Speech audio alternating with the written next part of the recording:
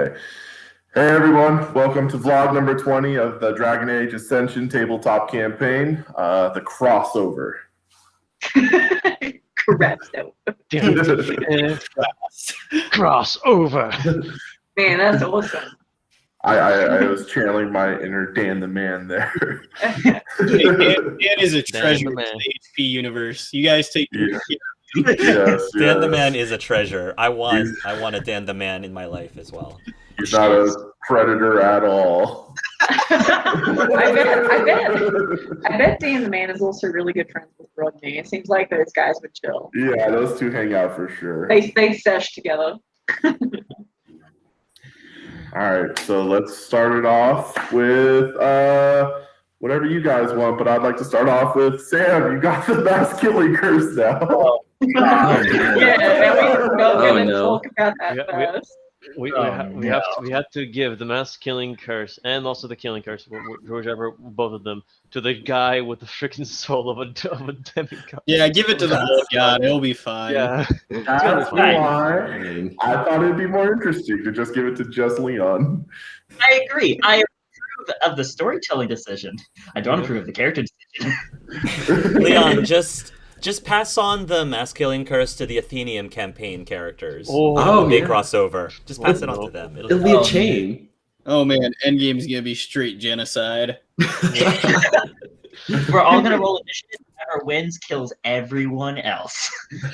You gotta be careful though, because that curse can also backfire, and you can accidentally kill yourself. So Yeah, Well, that's it. That's what happens if you fail. It backfires and it gets you. is it like a crit fail, or is it like you Yeah, didn't meet yeah. a number? I think it's just a crit fail. Just be careful with it. Yeah, I had a lot of fun with a lot of the RP that we did. Skull, thank you so much for that scene. Yeah, enjoyed doing it. I actually, before I know we want to do an order. Should we start with you guys first with your intros, like the 10-15 minute short intros from the beginning? I mean, back in my day, I did my vlogs. I just thought it was fun. Whatever I thought about the moment. Yeah, man, back in the day. Whatever me and Jordan brought up, that was what we talked about during the vlog. Order to things, Olga, just fucking do it. Let's keep an order. There is something The I bar gotta talk thing. about. There is something I gotta bring up. Okay. The therapy scene. It's been a long time coming, guys. It's been a long time coming, and finally, Han got some motherfucking help. Finally. Yeah. God damn it. Yeah. I had to do it. Juan needed that for sure. He's finally letting go of his past and talking to his daughter. Almost brought a tear to my eye. Oh, I cried. I'm happy I managed to I put in that direction. Oh, I'm serious. What do you charge? I need a therapist, and you're legit. Yeah, like we need to have DNF because you need That's a really good therapist, bro. Yeah, Yeah, it was a really good therapist. like funny enough, I did in real life go through therapy myself, like psychological therapy, like a year and a half ago. So I had some experience. I was like, okay, hopefully I don't fuck up.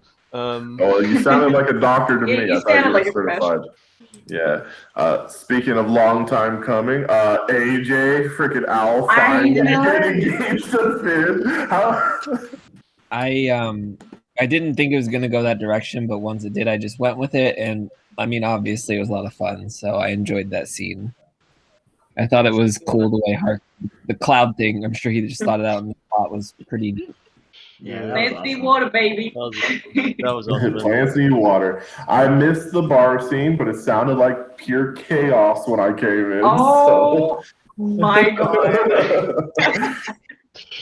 I was just chilling, and a couple of dudes walk in, and they just start messing up my shit. No, but that was really fun. I'm gonna blame that on Isadora. She is the instigator. Forever and always. Bring it back for Athenium. She's great. And babies. You know, because Izzy needs a baby sampling plate, you know? Oh. God damn it. Just going Back to in my all of bar. the matches, just I'll take that one and this one. Good day. Probably. Sorry, we don't do tappers here. Oh, and side note, Callista, I didn't watch Harry Potter, so I didn't hear it, but excellent northern accent. Absolutely love that. Yeah, it was really good. I'm from the north of England. That's my natural accent. This is my American accent. Why are you doing it? It sounded like you put on a bit of a thicker voice for it. Yeah. Because most people can't. I found that most people can't understand when I'm talking in my natural way, so I speak like this, and everyone can generally get what I'm saying. So. Well, that makes more sense. This is also not my real accent, but I'm not going to tell you my real accent. Yeah, that like weird English voice he did for us. Accent.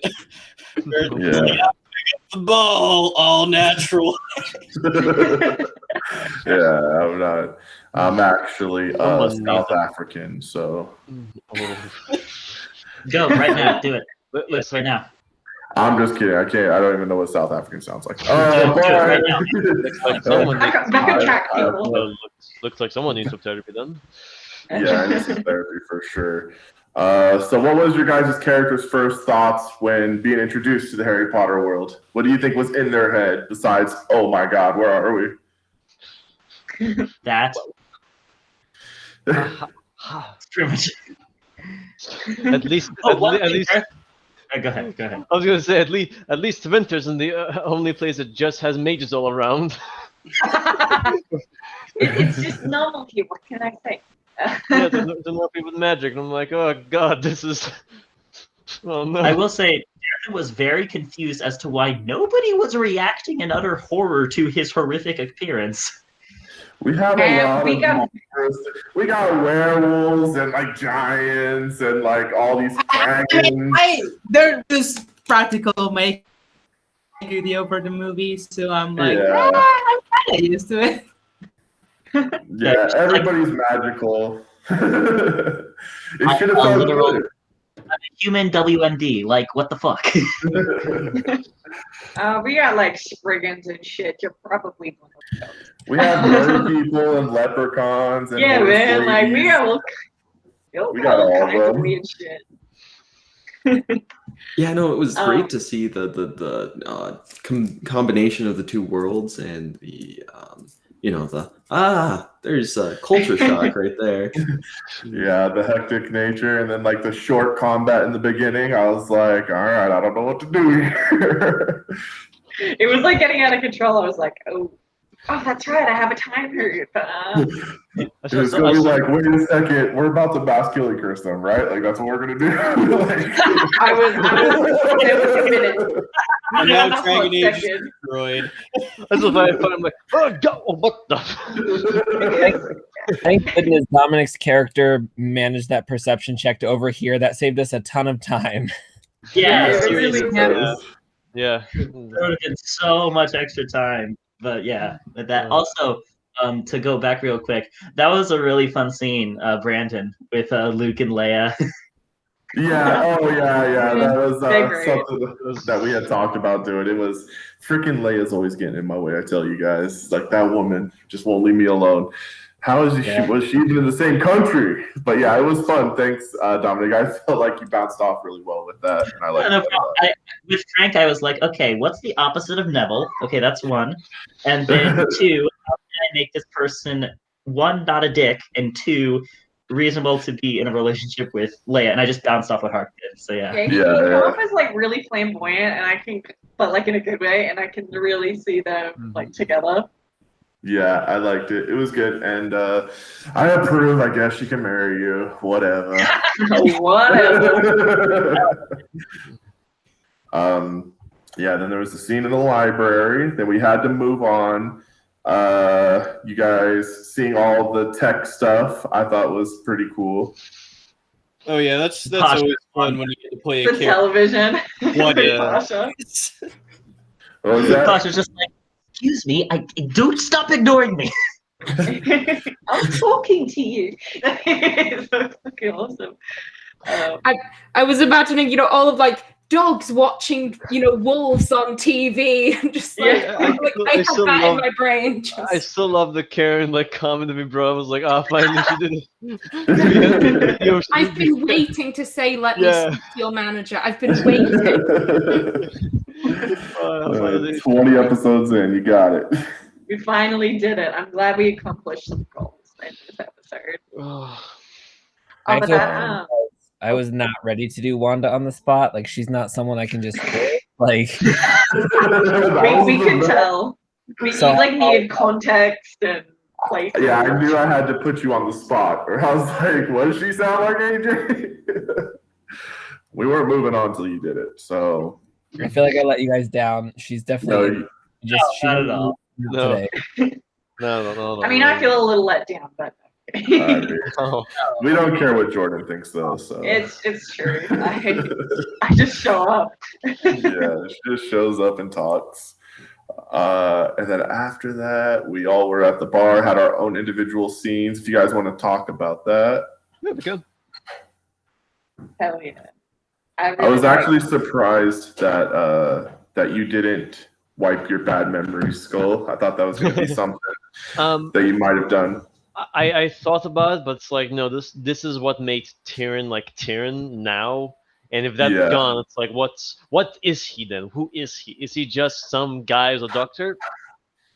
That's how I saw him, and I think because he really feels so guilty. Like, he's happy Lise Amren's dead, but the consequences of that murder that he did, and he could have done a better job, just brought so much other shit. They're just gonna forget it, and then he's not gonna be punished for it. And I think he does want to. Yes. So. Yeah. When me and Hark had brought up that I would make that offer to you, he thought that you might have talked about somebody that in your campaign recently went tranquil. And right. I didn't. Yeah, but I didn't bring it up, but I don't. I mean, it could be me because I forgot. Maybe I think Tyrion didn't bring it up mainly because I think he accepted what happened to his dad now. Yes, your father. And also, he didn't really know like you could do it to someone else. He was too heavy in the moment. So. Okay. Yeah. We thought that might have been something that may have been like a moral dilemma for your character. Like, I can lose my memories, but then it's like, my father lost everything. So it's kind of like going tranquil. When you pull your memories out, it's kind of like going tranquil. Yeah. So it wasn't for him. It wasn't a tranquil. It was just it's more him as a moral person. Like if my memory is gone, what am I then? Yeah, because that really wasn't part of them. So also a good thing for Skull's character, because when he did that, it legitimately started essentially the slave rebellion into Winter. Yeah, and then everyone else had their moment with him with it. Russo in particular almost got stoned to death because he stood up and said something. Yeah. So not to mention blood money. That was blood money. Yeah, that was amazing, and it's. So I think so. That's why he wants to put on a heavy heart. That's why he wants to I'm gonna take this probably with my grave. So that's So it wasn't. Yeah. So I liked it. I like the offer you give me. I liked role playing with Luke a bit, even though I didn't get much up from Luke. But that's fine. I think we did it was a good enough role play. I think I was happy. So.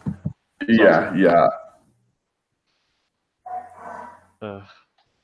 Next. Okay. I guess I'll keep talking. Callista, how was your interaction? Thank you guys for tuning in to the Hark and Brendan show. Callista, how was it when we're just slightly awkward enough to make Brandon break the vlog. So, guys, I can talk forever. I really liked that Patronelle being seen. It broke my heart. Really sweet. Mm-hmm. As soon as Hark was like, he sounds like Killian, I was like, oh, I could just boy, I could get some that tasty emotional turmoil. Mm-hmm. She can talk to her friend, but not talk to her friend because she doesn't think she's going to be able to do that ever again. So I was like, what's the word? I'm forgetting a word. I have completely forgotten the English language. And you're British. Closure. Closure. She can get closure. You know, like saying goodbye to a friend, but not saying goodbye to a friend. Yeah. What is this Killian right now? So Killian, as far as Pasha's aware, he's into Vinter, which does have a slight slave rebellion going on. So he may or may not be okay. We don't know. Oh, that guy's not dead? He's not dead as far as we're aware. We could have checked because we have the Mass Effect ghost speaking machine. We could have seen if you could have actually spoke to him. Oh God. Mm. One more on the list of later scenes to add. Yeah. Dang. I will say it's been beyond fascinating to watch Pasha struggle with the whole "I'm gonna lose everything" and just be acceptant of that. Yeah. Quite sad. I think someone put it best earlier. Pasha wants to have her cake and eat it too, and I think she's gonna try. She can't not try. I think for her I think because I might use this line in a scene later, that with the pensive thing. She wants what's best for the Qun, and in Pasha's opinion, she is what is best for the Qun. So she's like, I'm a do a thing. Yeah. She's for the Qun, to the Qun, and by the Qun. Qunity, Qun. Excellent. That's always it's here, like it's here. Pasha's got that tattooed on her, actually. I will not be surprised if Calista you put tattoo on yourself actually on for that. Well, that's an interesting thought because Luke sent the Killing Curse memory into both Daretham and Leon. Does that mean that they can pull it out and put it in the pensive for other people to see? Oh God, no. Bad Leon. Wait. Probably. Yeah. We could all learn it. Let's take it to the Circle of Magi. Get all the mages with the mass killing curse. Everyone get on this. Cedric, this is my tower. Let's just give it to the Winter. Like I just gave you guys the gun. Do what you want with it. Well, you Cedric, gave us a gun, like, a machine gun. What the fuck did you guys do? Okay. We got people dropping dead everywhere. What happened? It's gonna be when we go back and read the book, and it's like Leon took over the world with a mass killing. It's like Literally. I would never do that. I mean, there's always the alternate universe where. Wait, what? There's always the alternate universe where maybe Leon, who knows, is the Archon of the Vinter. Dark Leon. Dark Leon. Evil Leon. And then Tyrion will have to go in the fight because he's rebelling against the slaves. Dang. Well, that's a doozy. That was a really fun scene to do, Clef. If you're still here. Oh yeah, I'm glad you like it. Yeah. That was nice. Yeah. Just It was nice. Had a good flirt. what? Had a good flirt. Like it was a good back and forth. It was like nice and sweet, nice and sweet. Not too heavy-handed. Yeah, just two guys who've gone through enough to so much mud that they can feel it on them. Yeah. It was basically like at least my intention as a player was just gonna go in, especially after hearing all the stuff with the therapy, just going, you know what? I want to just show Juan that there are other people who have gone through similar stuff, like roughly equivalent stuff in terms of trauma, and just give Darethan's perspective on how he keeps going. It's just remember, accept, and then just put one foot in front of the other. And then just empathize, basically. It was just a scene of empathizing. That's all I wanted. It was nice. It was nice. I didn't realize how much I had in common with Russo until I spoke to him. When he brought up the brother thing, I was like, oh my god. Look, my brother killed the Fire Guardian's parents. It's no biggie. My brother tortured Elvin's boyfriend.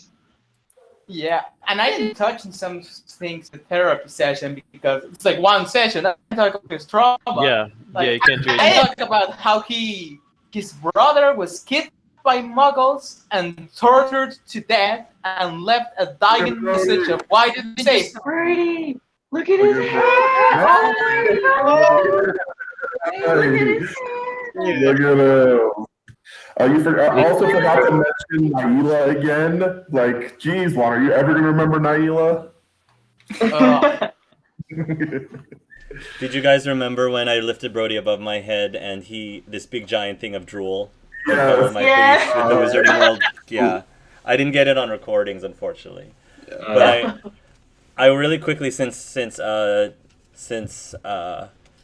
Jordan brought it up, Tommy, did you know that Roxana was dealing with infertility herself? No, I didn't. So I thought it was beautiful that happened naturally between the two of them.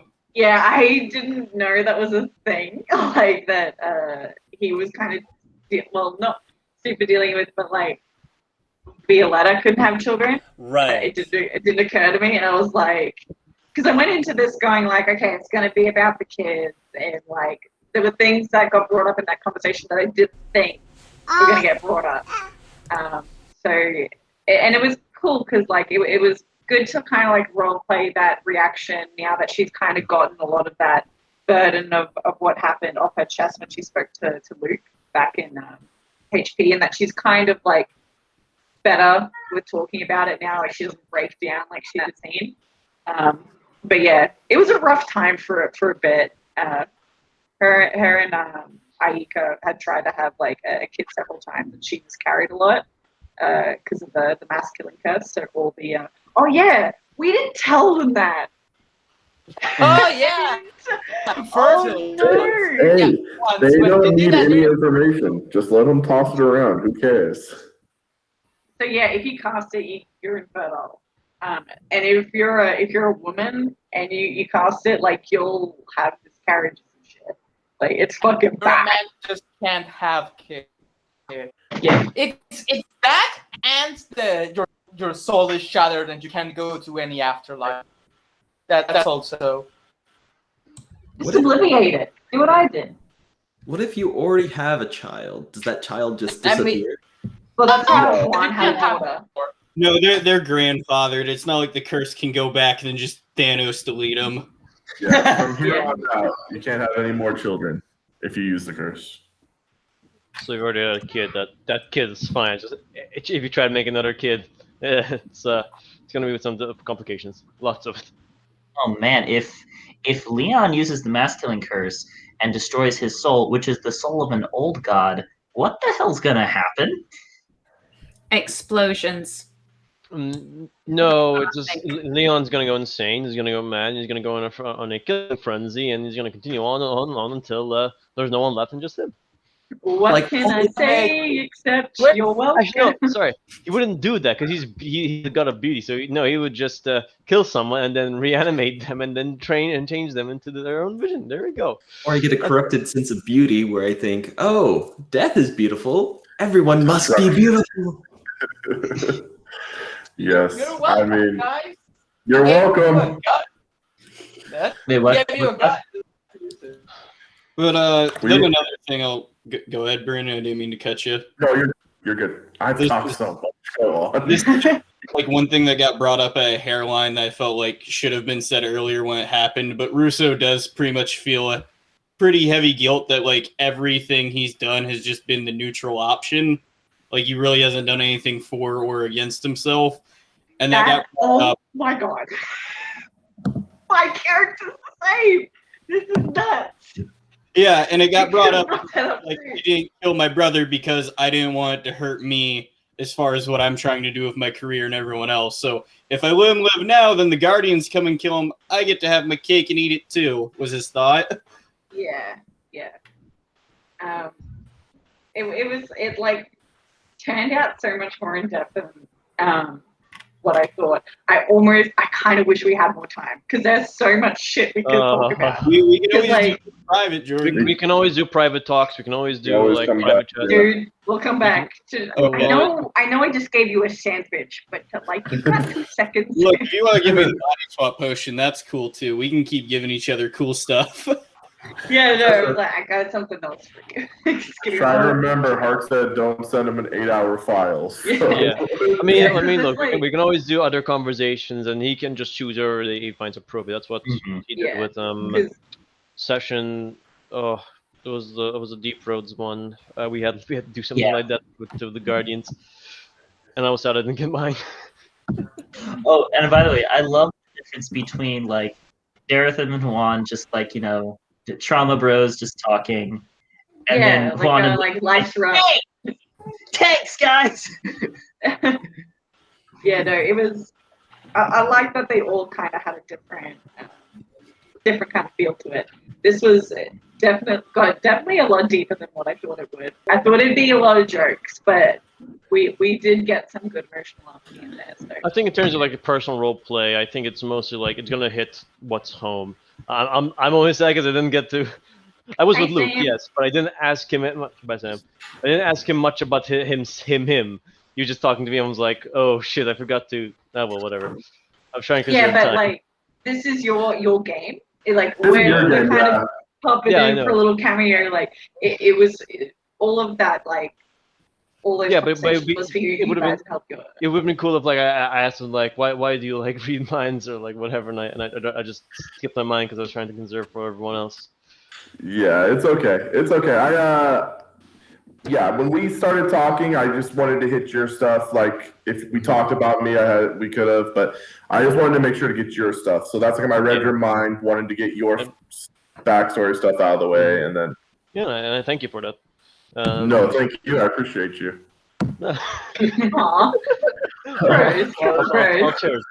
Another hug.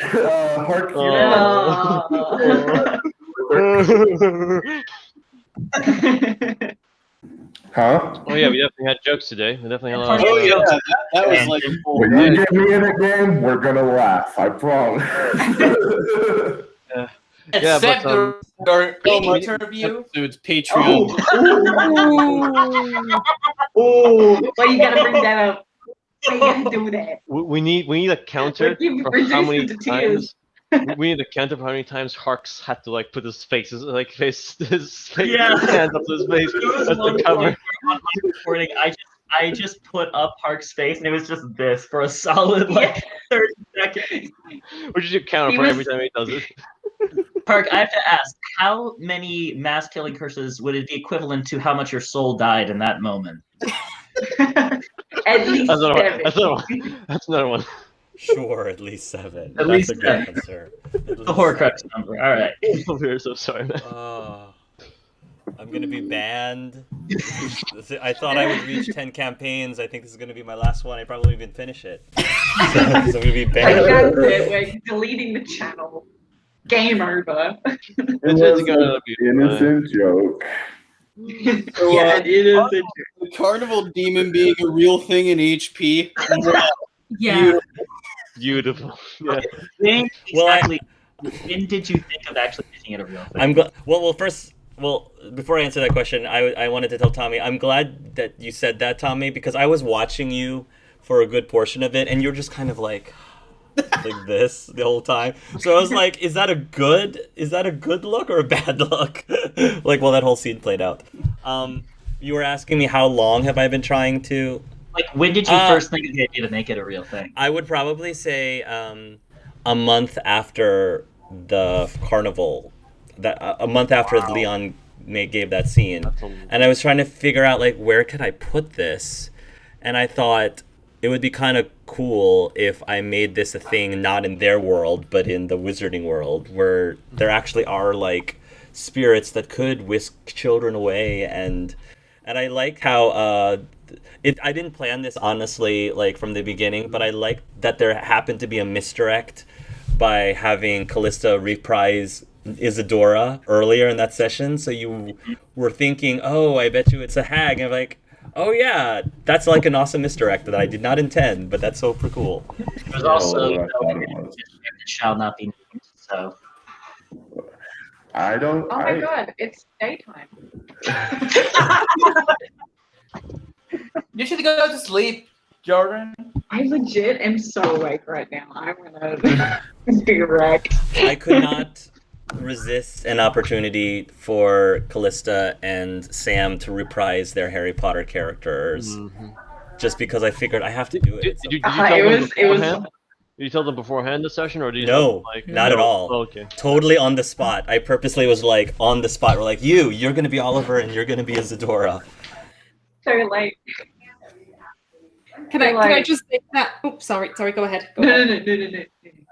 No. I was gonna say, it made me so happy. I loved Izzy. I loved her so much, and so it's like, go for it. I was like, yes, but also, Hark, you have ruined a joke in my mock audition for Athenium, and I'm like, sad times. I can't make that joke. Oh no, I'm so sorry. The joke was, Izzy was in a book called Hark. Where's my epilogue? She's had her epilogue. Oh, I'm so sorry. No. Oh. I have other things. Well, we don't have to. That wasn't technically an epilogue, so it still applies. True. I know what I'm doing instead. I know what She made a cameo. That's not an epilogue. I loved Drunk Oliver. Just him. Drunk Oliver. Is Leon still here? No, he's gone. Oh, Sam left. It was amazing. Drunk Oliver was crazy. I was trying really hard. It never came up, but I hardcore. The Wizarding world may not understand this, but it's an inside joke. I was trying really hard for somebody, probably try Tessa, but it just never came up. I wanted somebody to look at Leon and be like, "You're a virgin, aren't you?" Just because it's like an ongoing. It's just an ongoing thing with Leon's characters. Everybody's, "You're a virgin, aren't you?" Like, when we record our other conversations, don't worry. Yes, I got you. One of you will say that. One of you will be like, "You're a virgin." If he speaks to Levi will say it for sure. So I gotta ask, Hark, did I end up basically making the whole like proposal scene without realizing it? Yeah.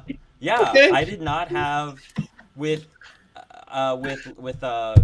Albion. I wasn't sure really how that was going to play out because I didn't know if AJ really wanted to initiate a proposal or if he preferred Finn to do so. So I kind of played it by ear, and then I thought it was going to pan out that because he was like talking about like, oh, I don't know if I should propose or not. I thought it was going to be a thing where they were going to propose to each other at the same time. Yeah.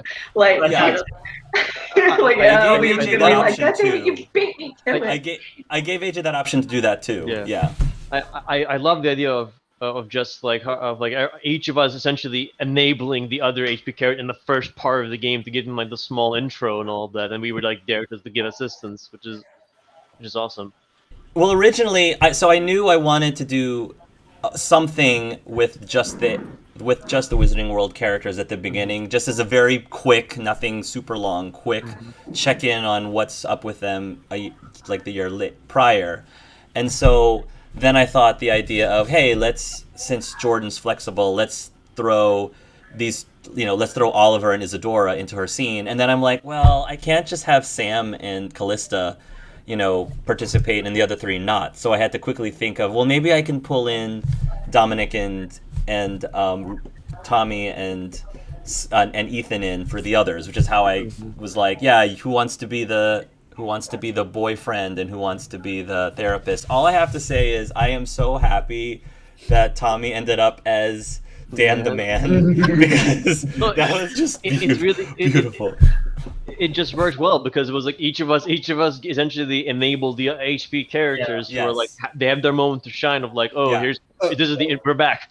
Okay, so like a little bit of an explanation. Dan of the Man was me channeling like my inner Brandon with how Levi acted In the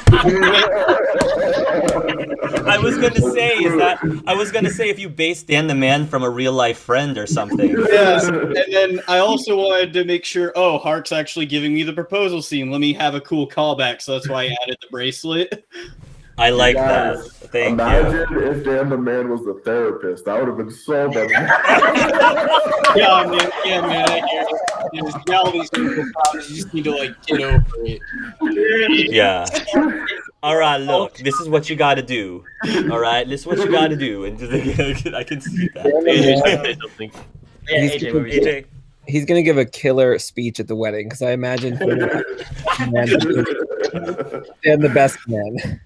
Yeah, Dan the best man. Yeah. Isn't Chance best man there? For Al, not for Finn. For Al, not for Finn. Best men. He's actually they both can have celebrant.